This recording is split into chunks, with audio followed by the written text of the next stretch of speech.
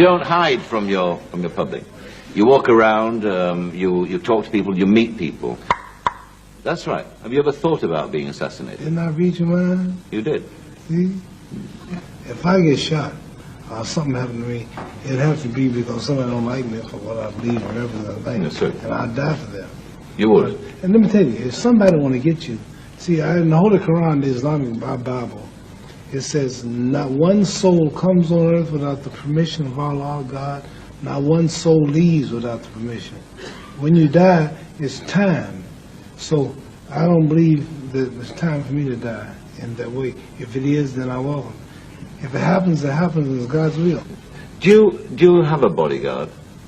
Do you have... No. You don't? I got one bodyguard. He has no eyes, though he sees. He has no ears, though he hears. He remembers everything with the aid of mind and memory.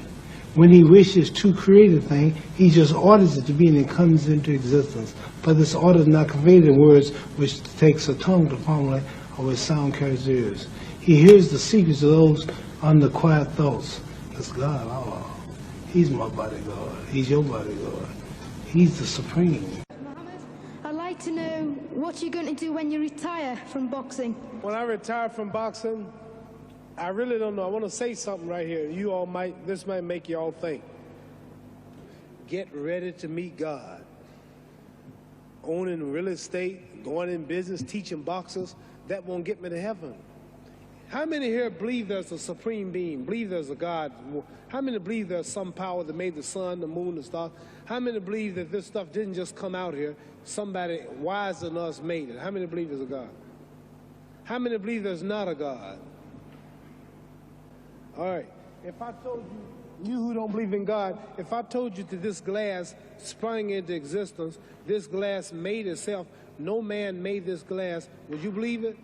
If I told you this television station popped into existence, it just, no man made it, you said Muhammad Ali's crazy.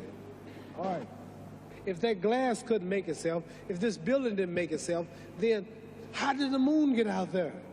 How did the stars and Jupiter, Neptune and Mars and the sun, how did nature, how did all this come here if didn't know why is something planning to make it? So what I'm saying is, I believe we're going to be judged. God is watching me. God don't praise me because I beat Joe Frazier. God don't give nothing about Joe Frazier. He wants to know, how do we treat each other? How do we help each other?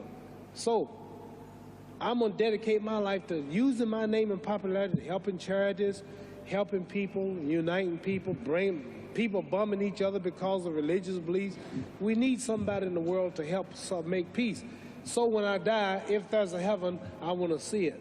We all going to die soon. This is not the life now. This is a test to see where will we spend our life. Your soul and your spirit never die. That's going to live forever. So your body is just housing your soul and spirit. So God is testing us on how we treat each other, how we live, to see where our real home be in heaven. So this physical stuff don't last for so long. There have been many kings and queens of England. They're all dead. After this one is gone, another one will come. So we don't stay here. We're just trustees. We don't own nothing. The most important thing about life is what's going to happen when you die. Are you going to go to heaven or hell? And that's eternity. How long is eternity? Give you an idea how long eternity is. Take the Sahara Desert, and I told you to wait 1,000 years. And every 1,000 years, I want you to pick up a grain of sand until the desert is empty. So it just scares me to think that I'm going to die one day and go to hell. I'm on an airplane that might blow up. I'm always traveling. The police, I might kill people. I might rob people. The authorities might not catch me.